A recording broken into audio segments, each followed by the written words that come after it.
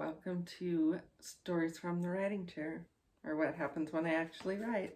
I'm reading again from my short story collection, Ripped and Other Adventures. You can get this on Amazon. If you're interested, just check out the link below.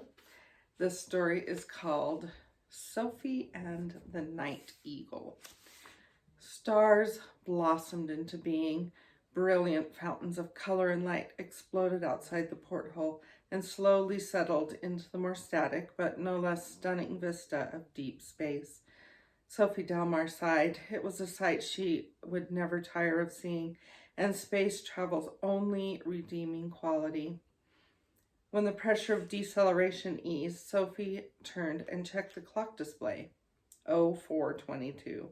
More than 12 hours before their originally scheduled deceleration. She unbuckled her harness, yawning, and went to find Anne.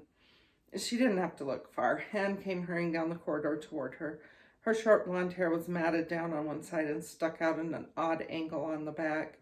Sophie's hand went up to her own tangled mess. She grimaced. "Good morning, Anne." "You okay, Sofie?" "Yeah, sure. What happened?"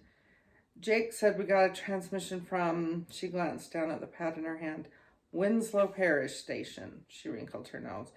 "All traffic through the system has been suspended. We'll have to dock at the station until the suspension is lifted." "How long will that be?" "The premier?" "Don't worry. It's just a security procedure for some dignitary passing through. We'll be back underway in a few hours." She grinned. "You won't get out of the premier that easily." Sofie sniffed. Anne knew her entirely too well. "If that's all, I'm going back to bed."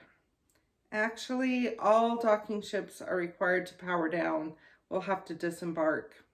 Sofie's shoulders sagged. "It's an out-of-the-way system. We're probably the only ship unlucky enough to be here at exactly the wrong time." Sofie sighed. "How long until we dock?"